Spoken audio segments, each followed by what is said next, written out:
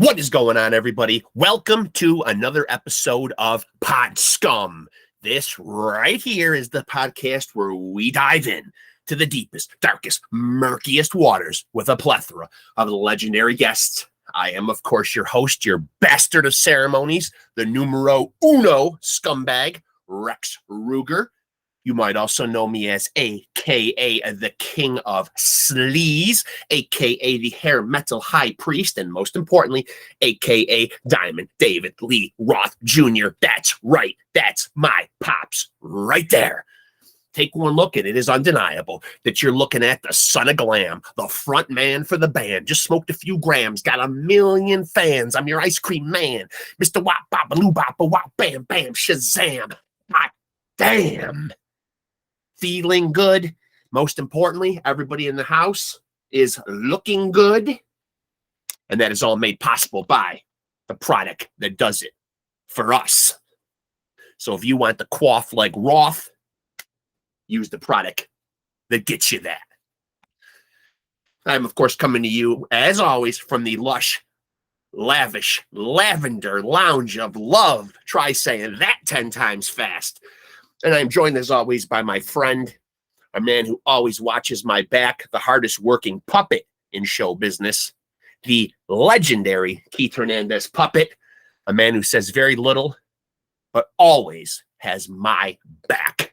Head of security, consigliere, doorman, sometime drug connection, you name it, that guy does it. This is, of course, the No Frills podcast. You get no frills because you get to look at me. And that's better than frills because that's thrills. And I also don't know how to give you all those cute little glitzy bells and whistles because I am almost 50 years old and I hide my deficiencies in plain sight. I'm up front and I tell you, there's no editing here. What you see is what you get. You get me coming on here and giving my little shtick and then pow! Right into some ass-kicking interviews. And today on Pod Scum, it is no different. We got a good one. But that's what you've come to expect here.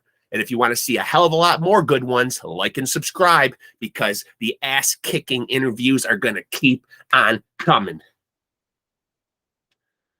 But let me also remind you that I, on top of bringing you this legendary podcast, am the frontman for numerous glam and sleaze metal bands all around the tri-state New York area and up and down the eastern seaboard. You can find me doing my thing everywhere. But my main project is Love Sword, and I'm still looking for virtuoso level players, serious inquiries only, so hit me up if you want to be the backing band for the second greatest frontman to ever do it. As you can see here, I'm trying to get my guest in here. Today, we got a good one. I'm excited about it, and we're about to get down to it right now. So let's do it. Here we go. Here we go. Here we go. Check, check, check, check. 1, 2. Hey, there he is. Look at that. The man with the hat. Look at that. How you doing? And a beautiful hat it is. I'm you always... Well, for my audience that doesn't know, the great Raspin Stewart, and I just want to just compliment you because the hat is really synonymous with you. It is. I was like, this is strange, but I just put it on today, and I like when this hat goes on, something happens. What happened? And I just become a whole nother person. Really? Yes, I'm off the couch and on the go. I think that's what happens to me when I put on the, if you're not familiar, I am, of course, trying with a fleet of attorneys, trying to make my case for the fact that I am the son of David Lee Roth Jr. It's not going well. I'm not going to lie. It's not going well at all. But obviously, you can see the similarities, can you not? I can. Thank you. I think they shouldn't even, you don't even need a paternity test. No. I should have had you be my lawyer. You got any legal experience? A little. Raspin, listen, man. I got to tell you, man, what you do and this is coming from somebody whose main genre is usually their hard rock / heavy metal world. But I love what you do, and as I've gotten older, I certainly have. I'm going to be 50 years old next month. I've expanded. Getting old. Huh? You're getting old. I'm getting old. But but my tastes have expanded so much over the years. Baby. And I'm so proud that I am discovering like, new music all the time. And, I owe a lot of that to my parents growing up, the eclectic taste and, always looking to expand my horizons. But with so many people putting stuff in a box nowadays and labeling stuff and putting stuff in categories and genres, what is the genre that Raspin Stewart belongs in? Is there one? There really isn't. There's not. I just call it being razzmatazz. Yeah. People say, I just don't know where to put you. You're like blues, you're like jazz, you're right. I'm not folk. Well, I could be folk punk folk.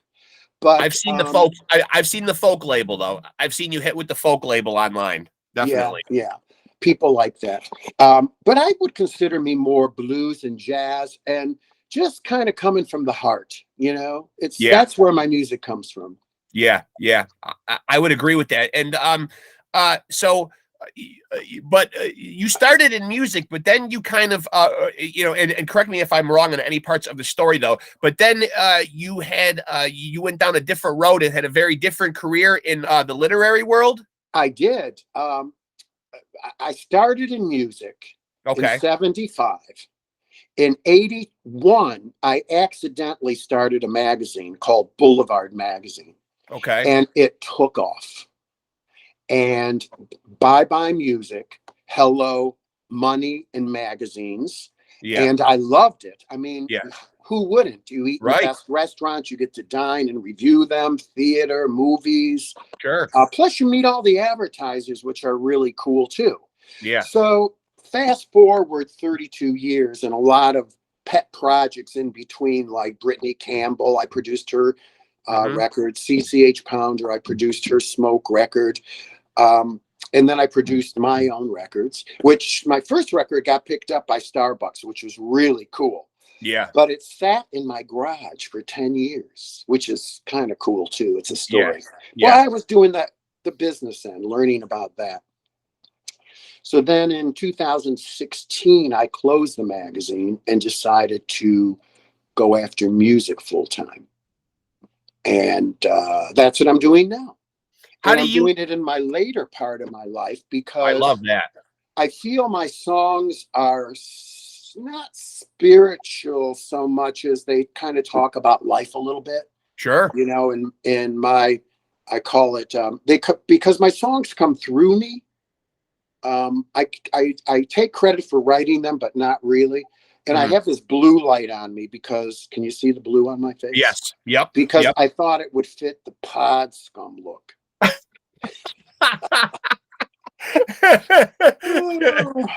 No, listen. My last interview with the year. I should be the only one in this broadcast to look like scum. I'll handle that part. You just look like the you just look like the cool musician with the hat that you are.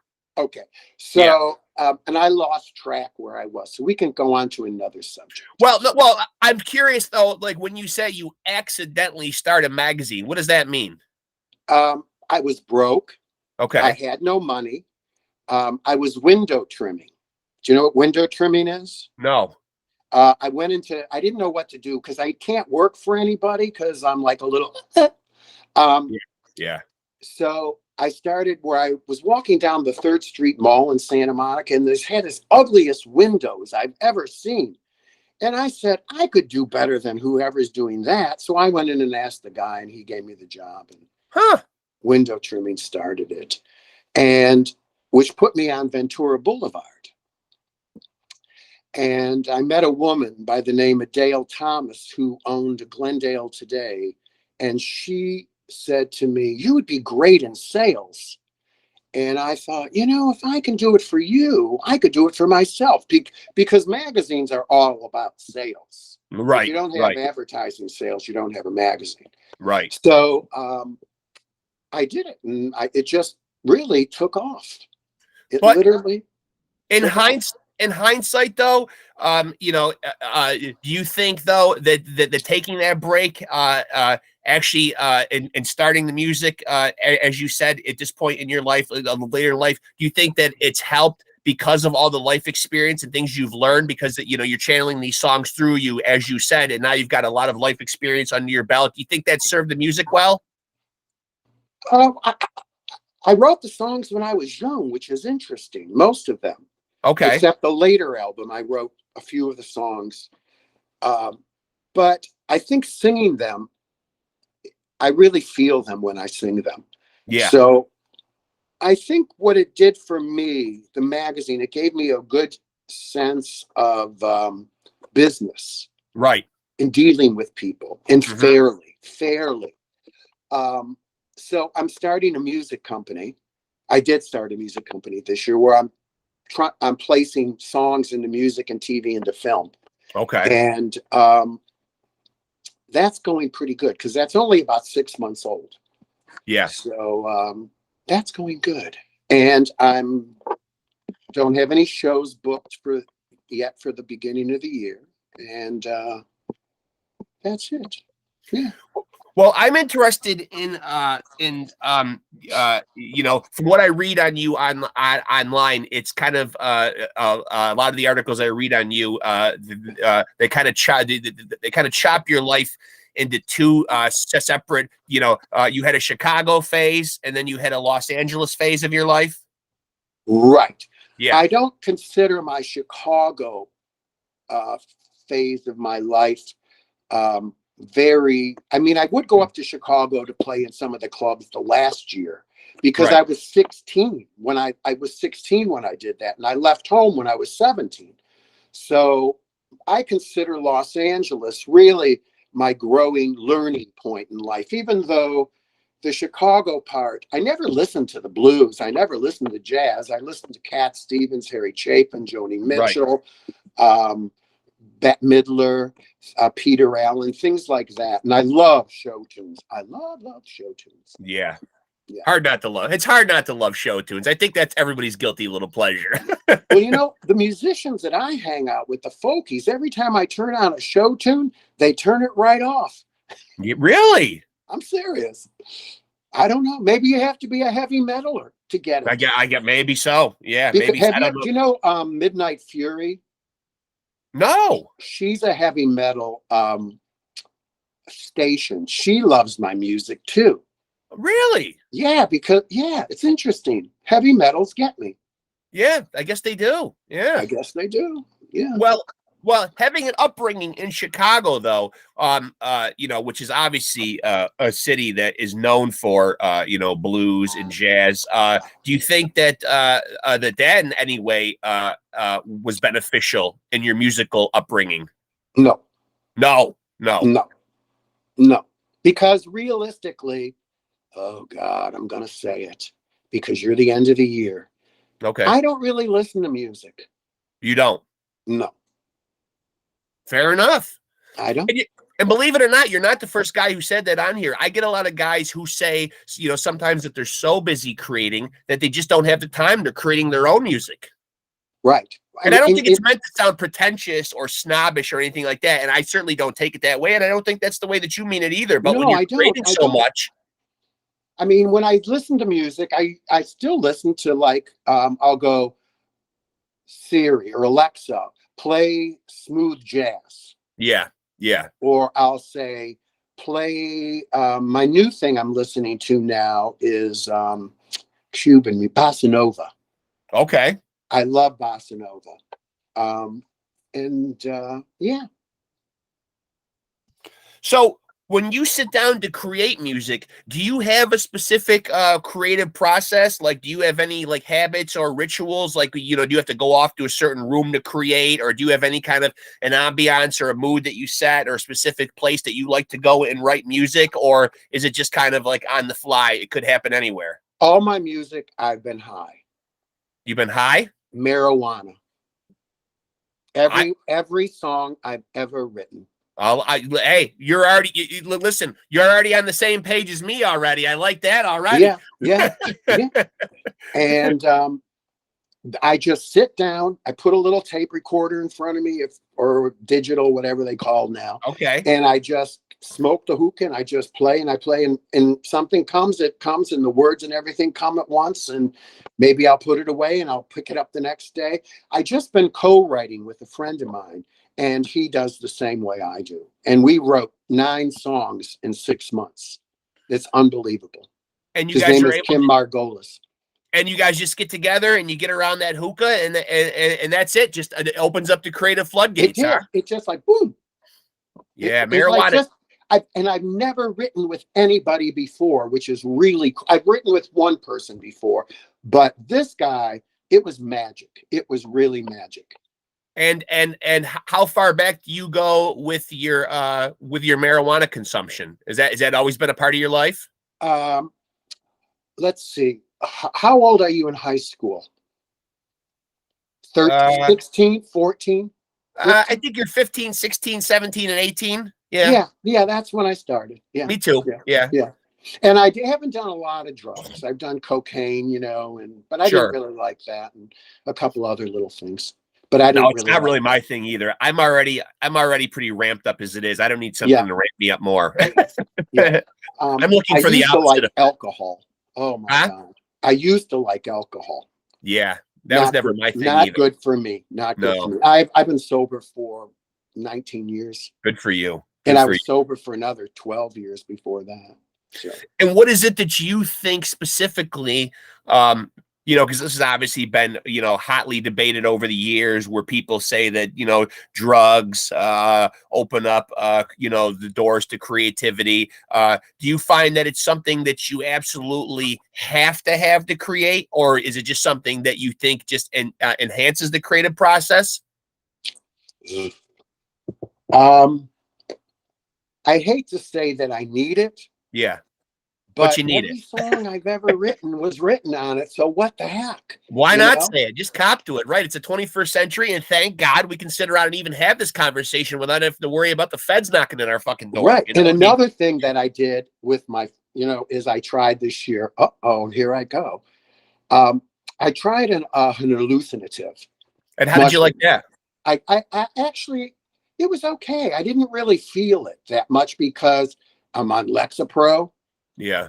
And they say it kind of affects where it doesn't really give you the full effect. So I guess I'm going to have to go off Lexapro. And what was the impetus for wanting to try it? Was it just one of those things where it just wanted another life experience, another thing to say, I tried this? Well, I've heard so many people say that, and I'm going to try it again, and I'm going to get the right dose. Yeah. But I've heard that it just can change your whole perspective. Sure. And I think it did a little bit. Yeah. Yeah, I think so. Who knows? But I'm happier.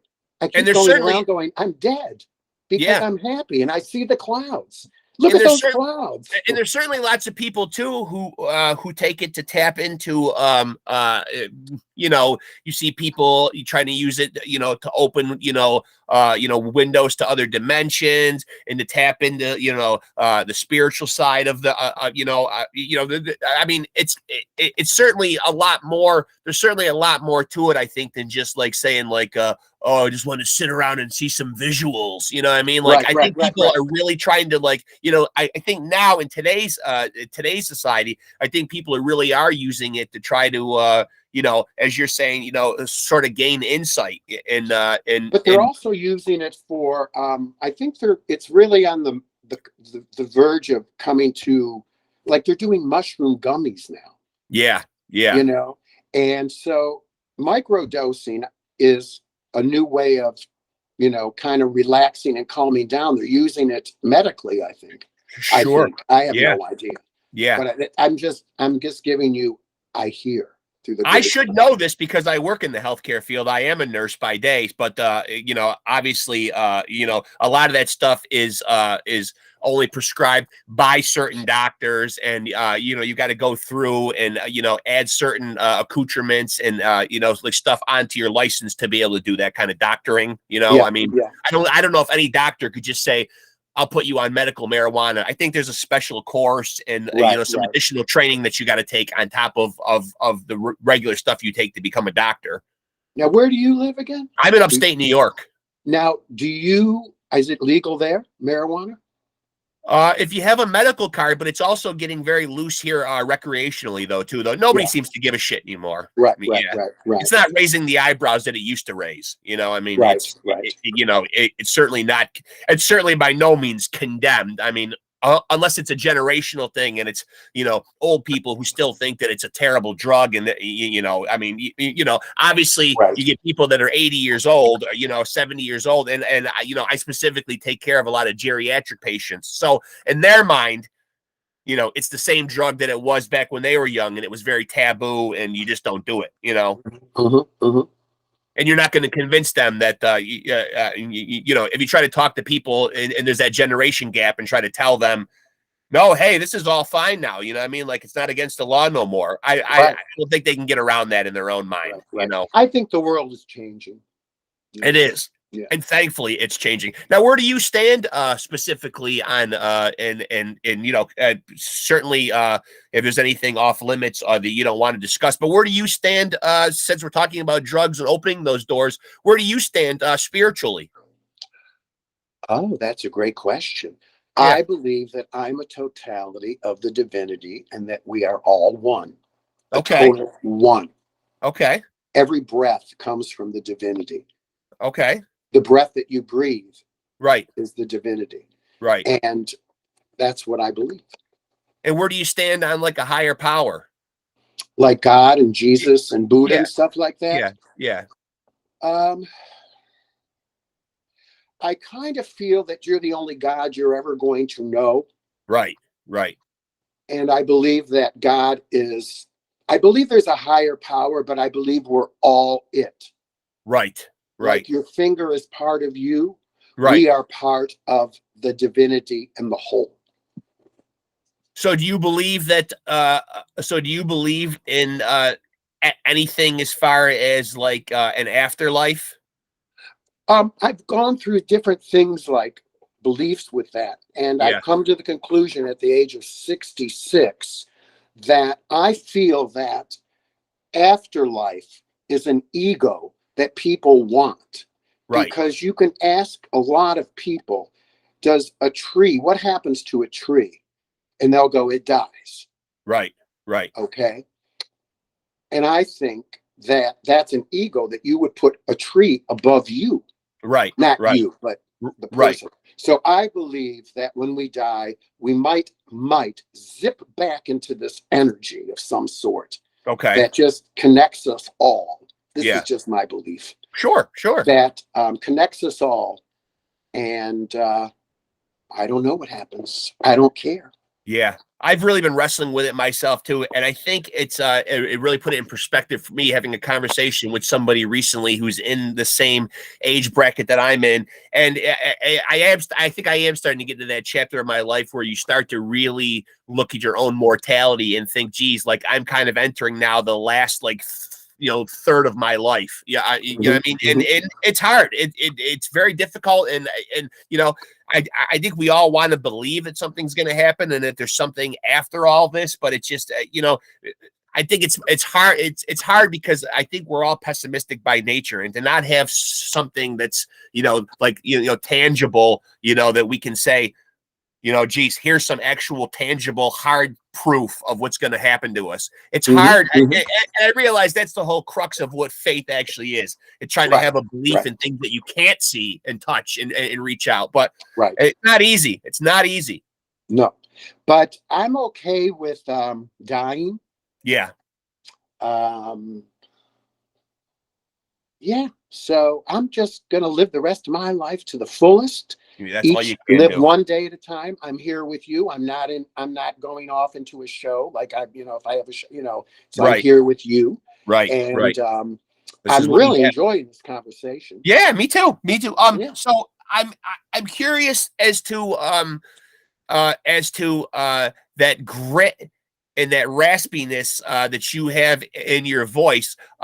Is that you singing in your natural voice? Because I get the impression too that you also do you know, put some style and some flair onto these kind of, you know, these songs that you perform? That is my natural voice. It is. But you know, you're getting a performance like right. And lately I've been holding notes like I've never held them before, which is Really? really cool. And Yeah. I mean, I don't know if anybody gets it, but I get it when I'm on stage. It's like I'll take it an extra, you know. Yeah. But it's my voice. Like with King of Fools. Yeah. That's really dramatic. Yeah. I mean, I did a song for Simon Franklin and Angela Lupino called Bye Bye Time for a movie they were submitting a song to. I think it was Muppets in Space. Yep. And I had to be a transvestite Martian killer going after the Martians. And you wouldn't believe how hard it's been. And he was a gay person too. So, you know, of course you had to gay it up a little bit like people expect it to be. But it was it was great. Yeah. Yeah. Exactly. What does that mean? Gaying it up. Hello, dear. That's gaying it up. And I so can gaying say it up is I'm just gay. going into a higher octave. Well, yeah, I would like, oh, you know, yeah, that's gaying it up. And so where do you stand on that? I'm gay? Yes. Yeah. Well, I am gay. Right. And so, you do you think sometimes in the whole LGBTQ community that we have out there, I don't want to leave out any letters or offend anybody. You're not. And I am a married man, but you know, I'm always been somebody who preaches, you know, to each his own. Everybody should seek out their own happiness. But where do you stand as far as a lot of this transgender stuff, where people getting operations and trying to say that they identify with a certain sex, therefore that's the bathroom they want to use, that's who they want to be viewed as? Where do you stand on that as a gay man yourself? I think it's fine. You do? Yes. Yeah. Okay. Yeah. Just checking with you. I don't get I don't get a chance to talk to you know, about a lot of these topics with a lot of people. I think that you know, it's very hard when you're transgender. Sure. I mean, because it's very hard when you're gay. It's very hard when you're Jewish. It's very hard when you're black. Yeah. You know, so let it alone. Yeah. It's almost the equivalent of sometimes almost feeling trapped. Yeah, absolutely. But I think with transgender, it's, you know, I mean, as a man, as a young man, was your sex drive a little higher than it is now? That's safe to say. Yeah. Yeah. So you can think about what it feels like to be trapped if you feel, you know, or whatever. Yeah. You just, you know, it's like, yeah. But they've kind of figured that bathroom thing out. Yeah. And I also wish I had the prostate of a younger man. That's what I missed the most about my youth. The prostate that didn't get me up to piss 3 times a night. I missed that. I missed that prostate. I want my 18-year-old prostate back, Raspin. That's what I really want. Well, I think mine's okay. I think it is. I'm not sure. Good. I like to get up in the middle of the night because it makes me tells me I'm alive. Right. That's true too. So, the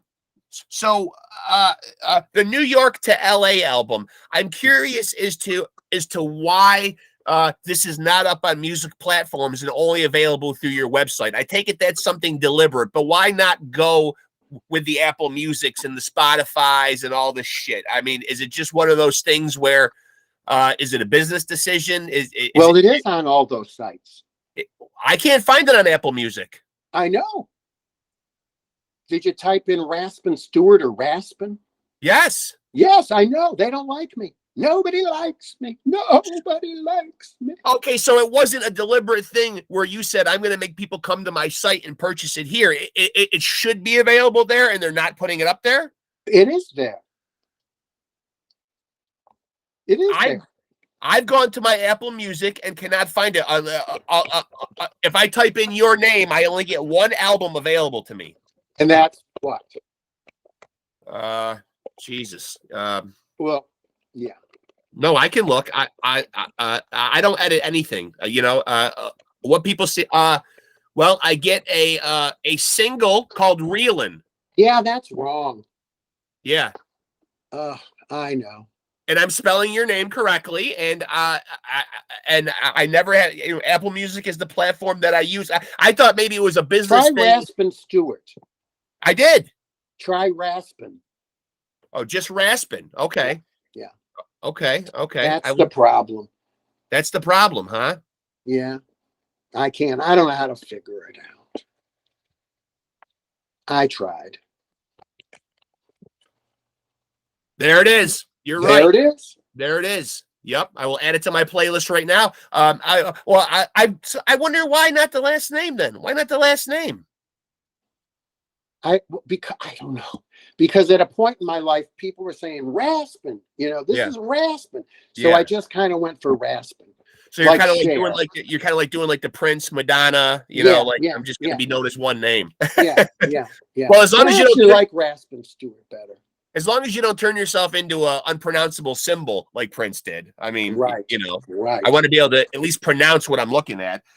So when you go on tour nowadays as an older gentleman, and I think, I can say that because I've become an older gentleman. Are you somebody that really has to make any kind of preparations, or is it obviously everything is harder as you get older? When you tour, do you just kind of do isolated dates? Are you somebody that goes out for weeks and months at a time? Is it more difficult as you get on in years? I do like a week at a time, 2 weeks at a time, but I'm trying to set up a tour from New York to LA, but I have to find an agent to book me. Okay. You know what I mean? Geez, I wish I could say yes, because part of why I love to do this podcast is, certainly I like guests on here with notoriety, but part of the fun though is also, trying to put on acts that, I've discovered that I feel bad that don't get recognition, what I mean? So, anything I can do to help anybody, but, I'm just a lowly LPN. I mean, what do I know? I have no idea. It's all in divine order. Does my color on my screen keep changing? Yes. It does here too. Is it disturbing? If you could stop it, yeah. Why? Is something flashing there? No, it just changes.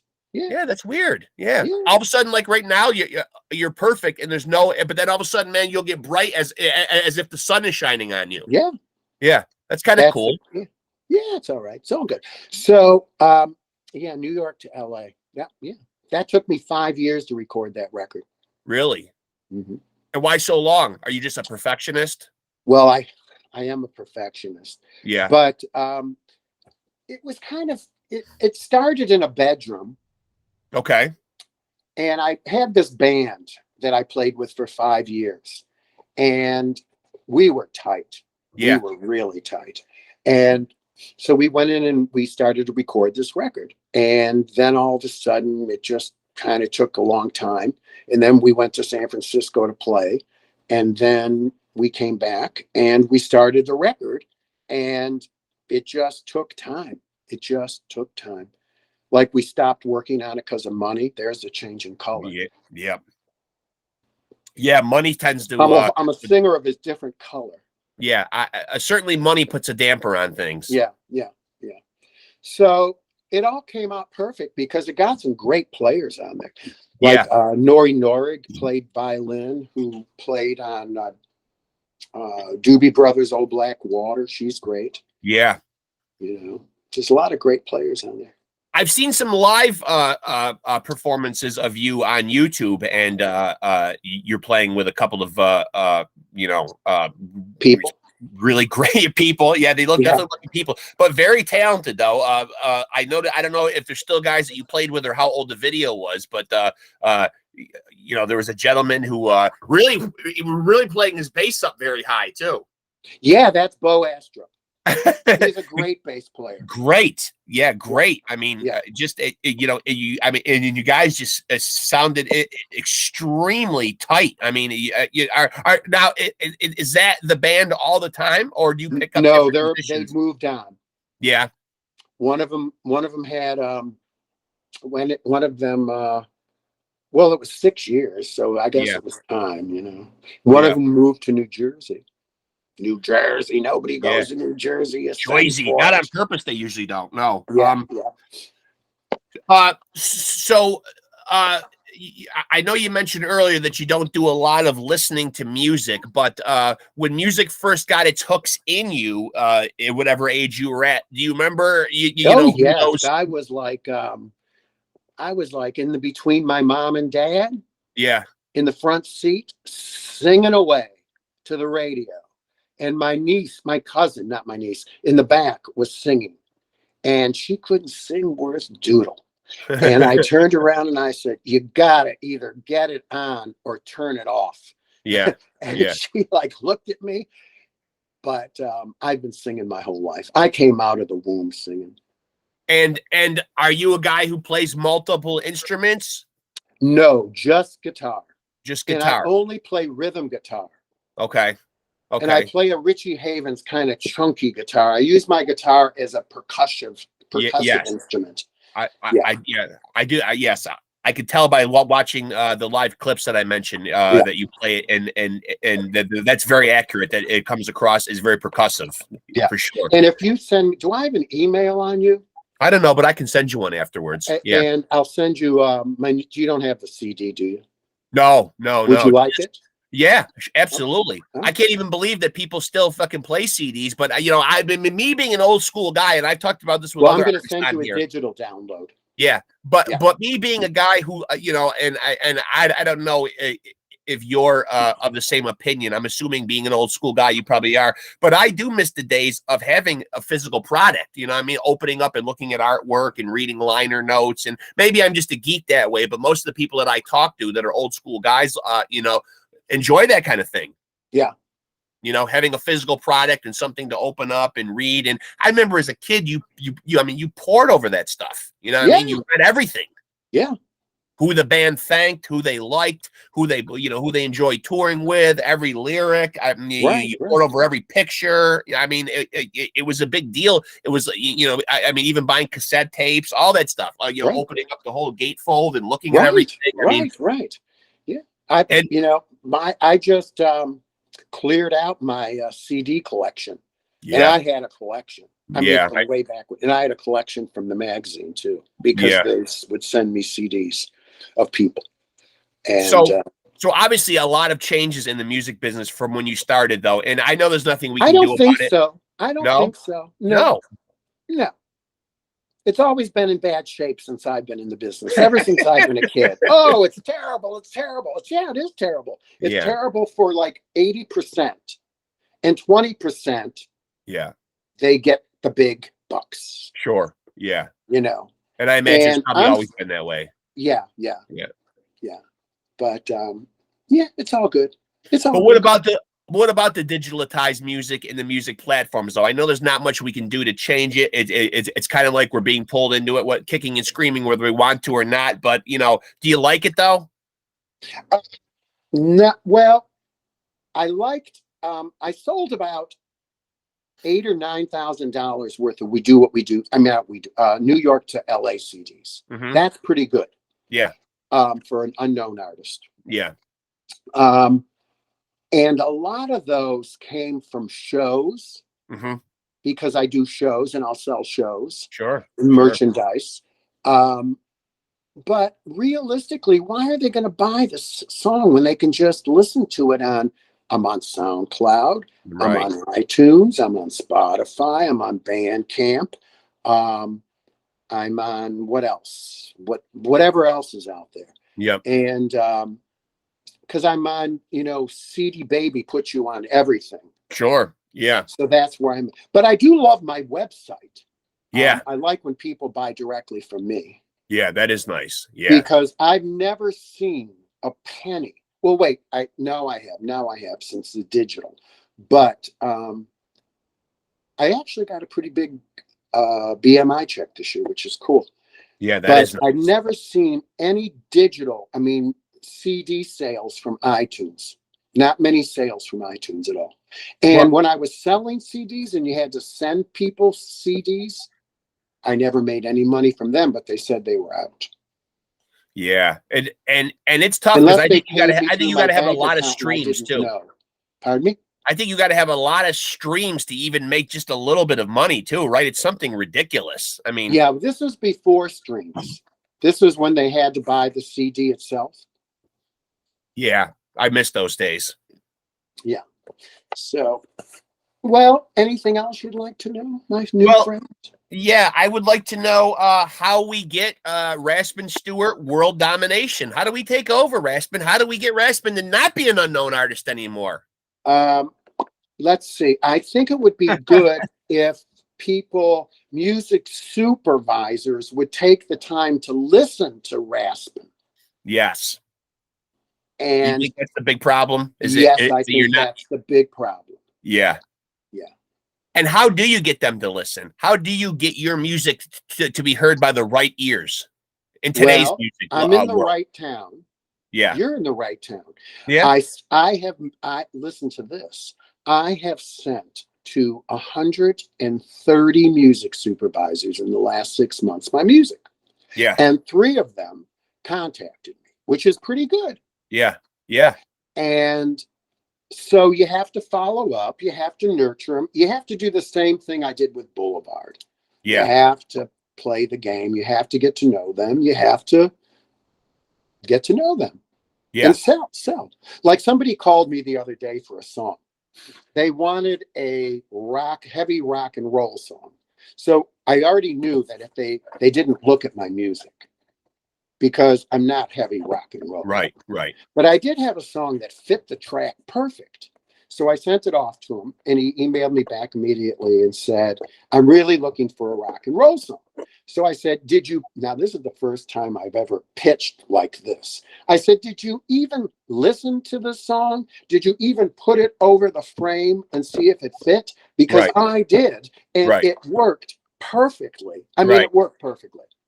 And it never heard back from him. So there you go. But it was his vision. He didn't see it. Got to have some follow through. I actually pitched it hard, like I would sell something. Yeah. Like when I'd sell, like if I was selling you, I would tell them they're crazy if they don't buy you. Sure. Yeah. Well, you got to have that. Yeah. You probably do got to have a certain sense of, confidence, not to be mistaken with arrogance, but I mean, everybody's trying to grab for the same nickel, so to speak, and everyone's trying to get paid. And that seems to be increasingly difficult in today's music business, the getting paid part anyway, and it's very difficult. So I'm interested in this Los Angeles cover up. Is this something that you still do? I do, but not that much. It's where you can donate coats and, not dirty coats, clean, and blankets. Great cause. And new socks.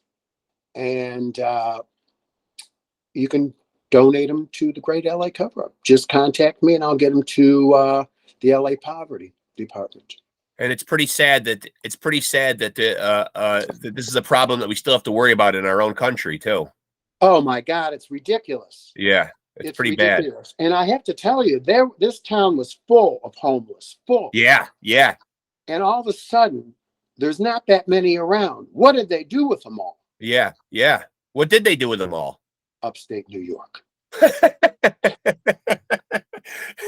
Well, you know what? I mean, if they want to come up here and enjoy, it's too cold. Enjoy 6 months of winter, then No, but they were all under the viaducts, during COVID and everything, and at least they had shelter and there's tents all over the place. Yeah. But now except downtown LA is terrible. Yeah.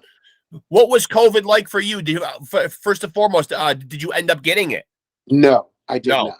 But I didn't leave my house for 2 years. Yeah. Almost. Yeah.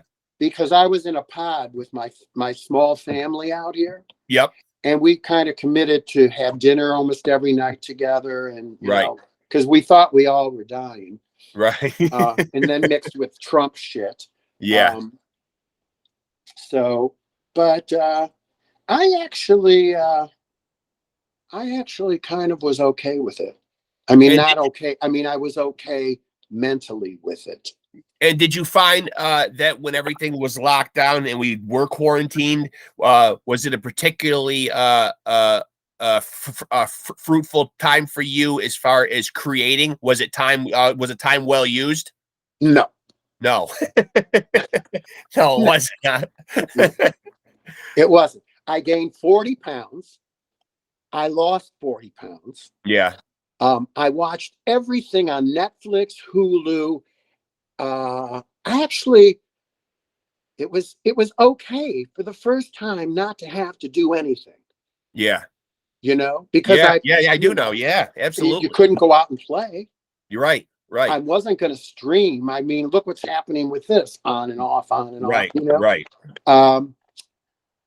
But I enjoyed it. Well, for people that are hunkered down and write music for a living, though, I mean, you could see good. where, you could see where it could be like an abundantly fruitful time for people to sit down and say, geez, I can't do nothing else but sit in the house and write, Right, I mean, right. So, I mean, I'm sure there are artists out there, who did take advantage of it as far as that goes. Yeah, I'm sure they did. But there wasn't a lot of movies being made either. No, that's true. That's true. So, but I'm sure that a lot of people did a lot of creative things in the time spent. I just wasn't. I was one of the laziest homosexuals. That's all right. That's all right. There's nothing wrong with being, enjoying it and using it as downtime. I'm sure for some people, it probably was refreshing. It almost like hitting like a reset button. I mean, yeah. But it was, and I don't go to the market anymore because of COVID. I order it all online and pick it up. Yeah. I mean, my sister will say, well, don't you like to pick out your own fruit? And I say, there's more than one type of fruit can be picked out. It doesn't matter. And if it's a little bruised, I'll eat it that day. Yeah. Yeah. How about as far as like when you started doing music, there wasn't all this social media. There wasn't doing stuff like this. Have you adapted well to to social media? You enjoy it? Oh yes. Yes. I came. What's my background? Right. Yeah. Entertainment field. Advertising, publicity, promotion, marketing. Yeah. And it has become going to help when I start my new company in January. Sure. And it is going to be, and it really is an intricate part of the entertainment field nowadays. A lot of it is film and TV, self-promotion. Yeah. Yeah. But the only way to make money, I think, unless you can get a big fan base, which I have a pretty big fan base in LA. Yeah. Is music and film and TV. Yeah. I've had people sing my songs. That's an honor. Yeah, that's an honor. Yeah. So what is next for you? When did New York to LA come out? It came out several years ago, but it came out right before the COVID. Okay. So is a new album in the works? Nope. No? I love how honest you are. Well, because, how many people haven't heard We Do What We Do CD? How many people have not heard New York to LA? Sure. I just recorded It's Too Late. That's a new single. Right. I have 10 new songs that are in the works to be recorded. Yep. But I haven't, it takes money. So we demoed out the first song. It's called Monday Comes and Monday Goes. And it's like, I love the song. Yeah. It's a bossa nova. Yeah. And I'm going to bring in a French girl to sing with me. Nice. Yeah. I want to ask you this though, with so many different varying opinions on how to release music and in what format, I'm interested what your opinion is. And I mean, like a lot of bands and or musicians are going the singles route. Some are going the EP route. Many artists are still going the LP route. Do you have an opinion on how you will release music? I think I like to release a collection of a CD. Yes. I do like that. Yeah. But I did release a year or so ago a song called It's Too Late. It's an R&B song. Yeah. And that was a single. And I released singles from the album. Right. So I don't know what's the best way to do it. Now, if I was in the music business, I would take down all of the platforms. Okay. Oh. Yeah. And I would just start letting the artist sell their own. Yeah. Yeah. Because Survival of the fittest. Yeah.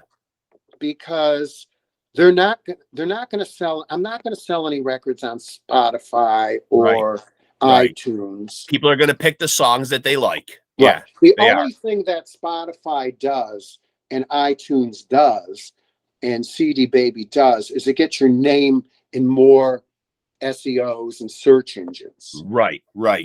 Correct. But if you really want to make money off of music and you're not working with a record company that's going to invest in the artist, then all of these little streaming platforms are just a waste of time, I think. Sure. Yeah.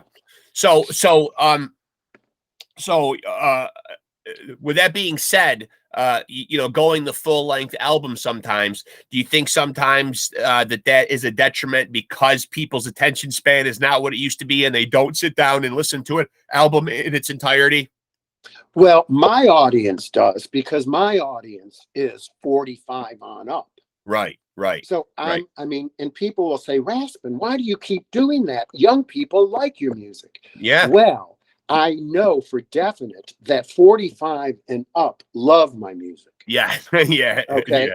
So that's the audience I'm going after next year. Sure. And and my publishing company is going to sign great artists that are over 50, because there's a lot of artists out there that are great that need to be discovered. At least their songs need to be discovered. Sure. Yeah. So my company is kind of going to be geared for, if you've been rejected by every record company in town and you really think you're really that good, send me it and I'll listen to it. I love it. Yeah. But I'm not the ultimate person. It has to fit my taste. Right. That's it. Because if I don't like it, I can't represent it. Right. Now, I did talk to a big music supervisor the other day that said that's a wrong attitude, because just because you don't like it doesn't mean that it might not fit into a movie. Right. Which he gave me a point. But if I don't like an artist, I can't really get behind it. Right. Yeah. And there's some artists that I just don't really. I mean, I love all artists. Mostly. Right. But there's some that I just aren't my cup of tea. Not to say that they're, I mean, like Ronnie James Dio was a friend of mine. Great singer. Yeah, great singer. But I was smoking a joint with him in his house one day, and I didn't even know what he did. No kidding. How did you meet him then? Because I was friends because of the magazine. His manager, Wendy Dio, which was his wife. Yep. I was friends with her. Yep. And she said, you have to come to my Christmas Eve party. Mm-hmm. And so I did. And it was at Ronnie James Dio's house. He lived right down the road. Well, he's from right down the road. He's from Cortland, New York. He is? Yeah. Hop, skip, and a jump right down the road. Yep. But he's the nicest guy you want to meet. Great guy. Yeah. And he's short. He's not tall. No, very diminutive guy. They just made a fantastic documentary about him. I don't know if you've seen it yet. It just came out like a couple of months Wendy. ago. I'm sure that was Wendy. A fantastic documentary that really encapsulates his whole career and really does him justice. And, a lot of people speaking of him in glowing terms. And it just goes to show that you can be in, the heavy metal / rock and roll business and be a decent person. I have to tell, there's this new artist that her name is Trixie. She's a drag queen. Okay. And she's a singer and she's a comedian. Okay. When she's not in drag, she's, I don't want to say normal, but she's out of costume. Right. The same thing with RuPaul. I met him a couple times. Yeah. And he's like the nicest guy too. Yeah. And he's like, when he's out of his costume, he's out of his costume. Right. So when Ronnie's out of his costume, he's out of his costume. Right. Yeah. But he's the nicest man. And a fantastic voice. He has an amazing voice. A real talent. To see a powerful voice come out of a guy that diminutive and small, you don't expect it, and then it just kind of knocks you right on your ass. I think that's where Ronnie really snuck up on people. You know what I mean? I think people were very guilty of the old adage, judging a book by its cover and not thinking that a big voice is going to come out of this little guy. You know what I mean? And I think he surprised a lot of people. Plus, he's a goddamn bona fide legend. I mean, Rainbow. I mean, stints in Black Sabbath, metal, isn't he? Huh? Isn't he the godfather of heavy metal? I mean, he certainly makes a strong case. I mean, he's certainly the purveyor of the devil horns, I think. Yeah, I think so. He was in that band Rainbow.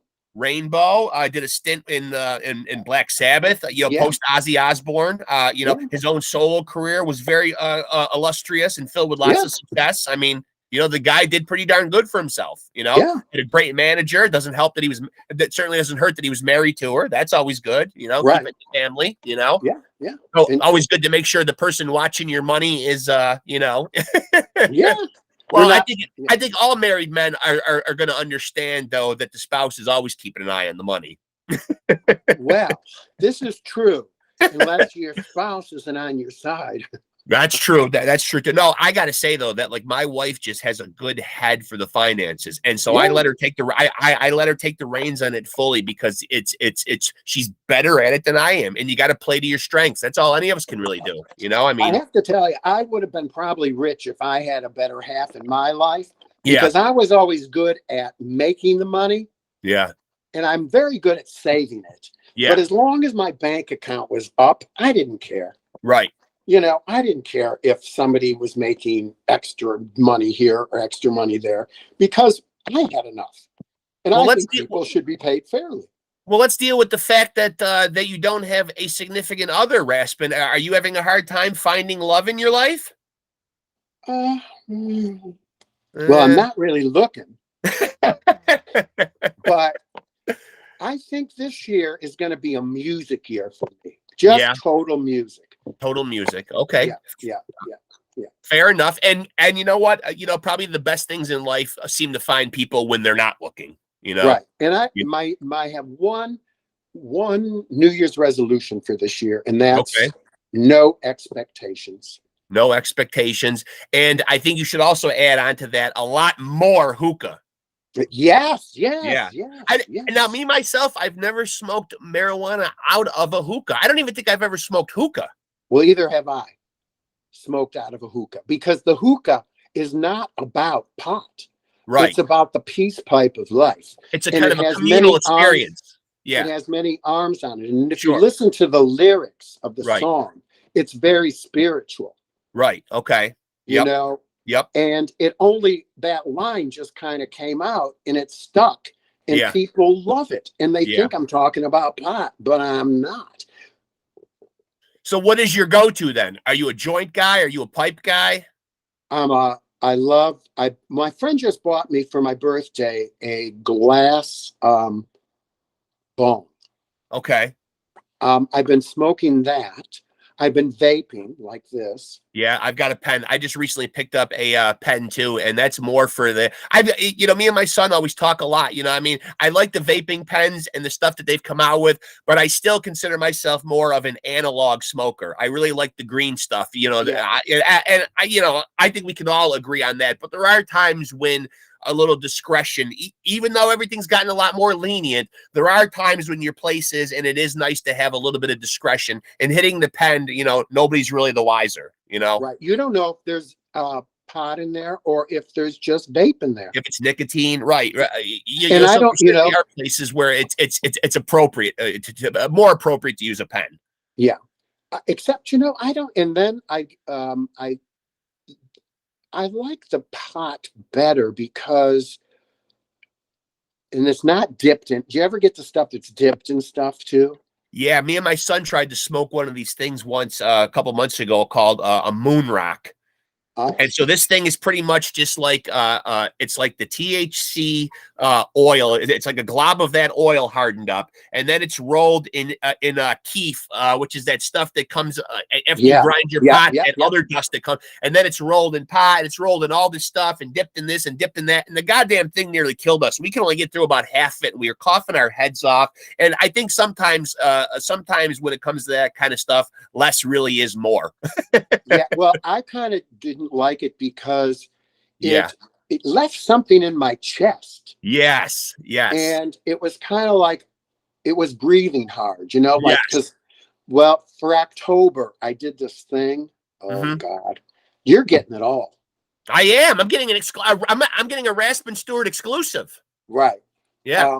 I decided to stay high for the whole month of October. Good for you. And I'll applaud that any day, man. That's great. I did. Yeah. And like some mornings I wouldn't smoke until noon, but sometimes. Right. But I plan not to do anything that month except a couple shows, Right. And they weren't, So yeah, that's it. And but I do like the pipe the best, or a joint. I do too. I become more of a pipe guy, and it's not that I still can't roll a good joint if I need to, but I've really fallen in love like with these cones, where all you got to do is just kind of put the weed in there and kind of push it down like with like a pencil or something. Very nice. Is it a bong or is it a pipe? No, it's kind of like a cone shaped paper, and it literally has a little filter on the end of it too. Okay. Oh, yeah. Okay. It's like a paper. It's like a paper, but you don't have to do any twisting though. It's kind of already. It's almost just like a tube, and you just kind of pack the pot in there. Right. Now I mean, I can still roll a joint, but I mean, it's become one of those things where, like, now that everything is getting so lenient with pot, they're making it very, very easy. Here's a pen to smoke it out of. Here's some papers that are already hollowed out and just need to be filled in. I mean, they take a lot of the guesswork out of it. I mean, so. And I think they want people to, I think they want it to be an accessible experience for people. Yeah. And do you find that like when you smoke though, do you find that there's any things that ruin your high specifically, or are you one of those kind of people that just is really able to go like with the high and just kind of, do you ever have any bad experiences on it? Well, here's a rule. Okay. That I have. Okay. And it's going to be enforced at the beginning of the year. Okay. I'm not talking to anyone before a show. Okay. Because people say some of the most rudest things. No kidding. Yeah. But why would they want to say rude things to you? They don't You're not to come out there and entertain them. They don't think they're saying rude things. Oh, I see. Okay. Okay. It's, where they'll come up and say, oh, would you play this song because you didn't play it last time? And, that's my favorite song. And, that's not rude, but then there's other rude comments. Right. But you can't please everybody. There's no possible way. Are you somebody that likes to change up your set list a lot? Sometimes I do, but I have one set list that I would like to take across the country this year. Okay. And I've got it down. But I do. I'm changing my Los Angeles show. Okay. For next year. And once this music publication company comes to fruition, now I publishing. Yeah, I myself don't play any instruments, but obviously you can tell by looking at me that I was made to be a front man. I'm cut from the cloth of David Lee Roth. I'm trying to put together my own passion project called Love Sword. First of all, do you like the name Love Sword? Yes, Love Sword. Yeah, Love Sword. Love Sword. Yes, I do. Yeah. It's very manly. Yeah. The only thing is, that's all I can do is just be a front man though. So, I'm constantly coming on here and giving my little preamble before my guests come in that I'm looking for, virtuoso level players. So far, nobody seems to be responding, but you're a singer, correct? Well, it's very tongue in cheek. Yeah. So you're David Lee Roth's son, so you I should, know. you know. That should count for something. I should just be able to get. I mean, come on. How many people in this country have a legendary status just based on being related to legends? I mean, how the hell did these Kardashian girls get so fucking famous? I have no idea. It's pretty scary. I mean, what their father represented a bunch of celebrities. I mean. It's pretty sad that you can get, and you know what the saddest part is, and I find this very disheartening, is that sometimes people find commercial success and artistic success, and they don't find them at the same point in time of their life. Some people might find one and they never find the other. But the sad part is that there's a lot of talented, good people out there whose name will never be known by people. A lot like yourself, but then there's people out there. Everybody knows who the fuck Kim Kardashian is. Right. What's wrong with the world? It's I have no crazy, idea. some of it. I mean, like, I have no idea.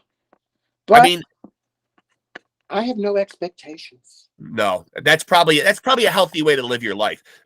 Well, I've always lived. My friends used to say, everything is in divine order. Everything. Right. Even if I said something dumb on air today, and somebody comes back and says you shouldn't have said that, which I'm sure they're going to. Yeah. But I don't care. Yeah. So I believe everything is in divine order. So a friend of mine by the name of June Walters said to me, she goes, well, if everything is in divine order for you, that's kind of a cop-out. Right. And I said, well, not really, because, and I thought about that. Is it a cop-out? No, it's not, because we have no choice of what's going on in the world, in your life right now. Right. You could step up right now and you could, whatever. You could have a heart attack. I could have a heart attack. You could get a call right now from a band from London that says, we're looking for a singer for our band. You could change your whole life. And there you are, David. You could call yourselves the Rothschilds. I could. You're right. What is his last name again? You are good at this marketing stuff. I am. What is it called? David Lee Roth. Yeah, you could be a Rothschild. Yeah, well, as you can see at the bottom of my screen, I have chosen a very 80s glam sounding name, Rex Ruger, and I've spelled Rex with 3 X's. There you go. There's nothing more 80s than that. I mean, no. Are you into 80s music? Well, I find it hard. I find it hard, and this probably speaks to what we spoke about earlier, about there being a huge amount of music is still being made out there. That there's certainly no shortage of great music being made, but because it's so easy to make music now, you don't even got to know how to play an instrument, for God's sake. You could sit home and make an album on your laptop. I mean, so there's certainly an influx of music, but when you carve out time throughout the course of a day, and you got to sleep, you got to work, you got so many things on your plate now throughout the course of the day, that when you can actually sit down and carve out some time to listen to music for your own personal enjoyment, it is hard to want to go out and find new stuff, because you just want to fall back on the stuff that you know and love and that's comforting to you, which, for me being 50 years old, a lot of it is very much steeped in the 80s, I mean. So, all right. So 80s to me was disco, right? That was more 70s, I think. Yeah, that was more 70s. The 80s stuff that I remember was a lot of like pop synth stuff, and of course a lot of the hair metal bands. I don't think they love being called that, but your Def Leppards, your Motley Crues, your Guns N' Roses. So you were listening to that while I was listening probably to disco. Yeah, you were probably listening to it. But my favorite artist of all time, and I spoke about him earlier, also a lot like Ronnie James Dio, a very diminutive guy. My favorite artist of all time, even though I like my rock and metal, is Prince. Oh, I love Prince. My favorite all-time artist, probably one of a very small number of artists who, when they passed away, I actually, I try not to fanboy out or get carried away with these people, because they don't know me. If I die, Prince isn't going to cry. But, I had tears in my eyes. You start to think of these people as like the soundtrack of your life. I think good music is able to really put you in a time machine and transport you back and make you feel like, God, I hear that song and I'm 15 again. You know what I mean? Right. Prince very much, was a big part of my childhood. Yeah, I loved Prince. So when I say I don't listen to music, I don't listen to music, but I have listened to a lot of music in my life. Right. And so before I let you go, I would like to know, I've been trying to do this little compilation here where I ask, and eventually want to put all these together because I think it'd be pretty interesting. I've been trying to end my interviews by asking people the best piece of advice that they could give or that they've been given. And this doesn't just have to be music related. This could be about anything, either something someone told you, something that you live by, a piece of advice that you've clung to. Tom Waits once said to me in a bathroom, okay, as he was recording Nighthawks at the diner, okay, I said, what would you give an up-and-coming artist a bit of advice? Yeah. And he said, keep your mental health. Keep your mental. And I think that right there speaks volumes, especially in today's society where so many people are suffering from mental health, and it's finally just really starting to get actually acknowleded as an actual problem. Instead of just swept under the rug as you're crazy or something. I mean, it still carries a little too much of a stigmatism with it right now, but it is getting better. I think a lot like physical or a lot like drug addiction. I think people are seeing it more as a disease and not just, oh, you're addicted to heroin, you must be some scourge of society or some dirtbag. I mean, right. Well, it's sad. Yeah, because I think like I said, the world has changed. Yeah, it has. And it's going to change even more. Yeah, amen to that. Yeah, and I love the thing about mental health, though. That's key. Yeah, and I think it's important that people realize that everything is in divine order. Yeah. And you're 50 years old and you've been safe so far, right? Yeah. And whatever's been protecting you, which you call God or whatever, sure, that you trust in, yep, you just have to trust that everything is going to take you out of the world. Yeah. And all you have to do is love along the way. That's it. And that hasn't been hard to do. I mean, me and my wife are blessed. We've got some beautiful grandchildren, and we're really at a good point in our life. Because it feels good to be 50 years old and be a grandparent. Because and me and my wife talk about this sometime. I remember just being a kid, and my grandparents were just already really old. It was a different generation. Grandparents weren't in their 40s back then. What I mean? Right. In their 40s and 50s, and they weren't really. They weren't really hands-on. It was kind of bounce you on your knee a little bit and then pass you off. It feels good to be able to keep up with them. And they do bring a certain, and we're very hands-on with our grandkids, and they're over here a lot. And, we're exhausted after they leave and they all go home and the house looks like a fucking tornado went through it. But it brings a certain life energy to the house, though. And when that's gone, it does feel empty, Yeah, I'm sure it does. But it's a fantastic blessing, though, and so just feel how my whole life has been without you. I know. I'm kidding. Ask me if I want kids. Do you want kids? No. Well, you can certainly live vicariously. You can certainly live vicariously. I'm sure you have, friends and I have 12 nieces and nephews. Oh, there you go, right there. Then, yeah. So you're all. Boom. I love kids. My niece is going to have a baby.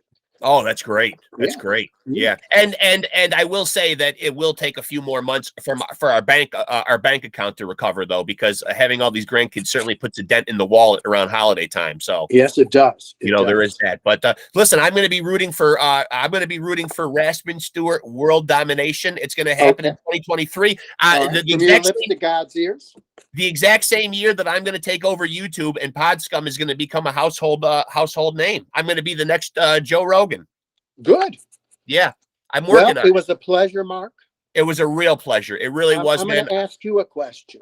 Okay. When you hear the word PodScum, what comes to your mind? Really, I don't want to sound too pretentious and act like a lot went into this. I was sitting around with my son and I'm thinking, geez, I want to come up with something that sounds clever, that kind of gets the word, pod in there. I saw some band started one called, Pod of Wine, because a band called Third Eye Blind, because they have a song called God of Wine. I know Third Eye Blind. Yeah, and I thought of like what were some different ones that I thought of? Pod Hath No Fury. Thought about changing God to Pod. I just thought of cute little glitzy things or whatever. And then I thought, invariably, I'm probably going to have a lot of rock stars and musicians on there. And then it just hit me like divine intervention, Pod Scum. I thought of Pond Scum, and then I thought, okay, that's kind of cool. It's kind of different. It stands out. I mean, it's a lot of it is just branding, as from having a marketing background, See, what I think when I think of green scum in a pond. Yeah. And then I think what's under that pond. Yeah. Yeah. And all the life that's under it. I love that. That's a great analogy. I'm glad you said that, man, because that makes me feel good. Yeah.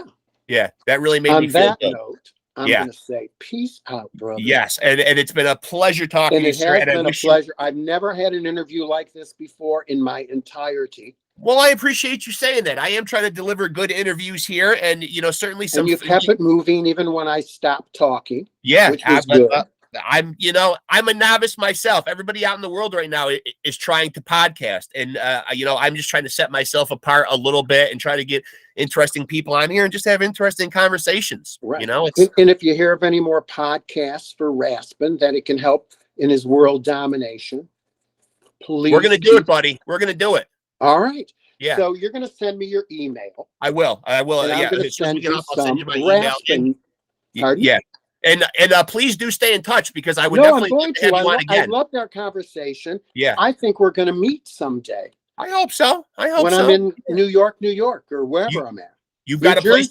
You've got a place to stay here, my friend. You know where here, I'm going to let you. I love to tell you who I worked with, because I'm a name dropper. Go ahead. So I went to New York twice in my life. And one of the times I went to meet Richie Havens. Oh, nice. Because I signed him to, I represented him for a hot New York minute and got him a deal. Yeah. Yeah. That was a real treat. I bet. Yeah, I bet. A super talent. Yeah. Oh, my God. Yeah. If I can get him on the show for you, you would have the biggest podcast in the world. I know. Well, hey, listen, man. He's amazing voice. Yeah. Amazing. Yeah. All right. It was a pleasure, my friend. Thank you so much. And I will stay in touch, and hopefully we can do this again. And of course, I encourage everybody out there to go find you on all the music platforms. And I will publicize this. Is this live? No, it's not live. No. Okay. I record them, and it usually takes me a couple weeks to get them up, because when I started the podcast, I wanted to get a little bit ahead before I started releasing them on YouTube. So I wanted to have some in the can already, so. I hear you. But I will let you know as soon as it is up, and you can, of course, feel free to share it, wherever you see fit to share it. Yeah. I will. Yeah. And it's been a I'm pleasure. just going to share the black screen. Yeah. Well, I've got the greatest front man in the world looking over my shoulder right here. I hear. Yes, you do. He's just, he's always looking over me. How old is he? Well, I did the math before I started making this outrageous claim, and I am 49 years old, and he is 67. So it's very plausible that David Lee Roth would have, 18 years old. He would have been 18 years old. So I'm not speaking out of school here, with the possibility that he could be my father. Well, the math is there. I think you should have him on your show one day. Oh, listen, I would love to, and don't think I'm not going to try. Out to him? No, I have not yet, but don't think it hasn't crossed my mind. I just want to get a little bit of traction and get some views and subscribers, and they are slowly trickling in. It has gone incredibly well. I was just fortunate enough to do an interview with a metal guitar player, and that interview was picked up and put on two major hard rock heavy metal websites, Blabbermouth and Metal Injection. And it was really great that they gave me some shine or whatever, and it actually gave me some subscribers. So it helps. A lot of it is just like in your business, just word of mouth. You just keep going, grinding away. Keep going, and when you feel like quitting, you just keep going. That's all you can do. Very well said, my friend. I will stay in touch with you, man. It has been a real pleasure, and thank you so much for coming on. Really, you got it. Take care. Talk to you soon, Raspin. Ciao. Bye-bye. Ciao. That's a guy you guys need to check out. That is Raspin Stewart, RASPIN and Stewart is STUWART.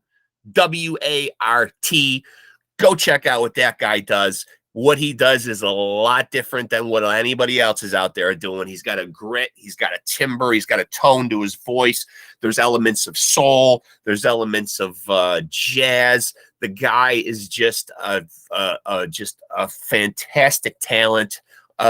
Just easy listening, relaxing music. I implore you guys, go out and check out everything that RASPIN Stewart does. Hell of a guy, hell of a talent. Hope you guys enjoyed that. A little different than the kind of guests I usually have on there, but fucking awesome artist. Go give that man some love. Go give him some support. And remember, take it easy and keep it sleazy.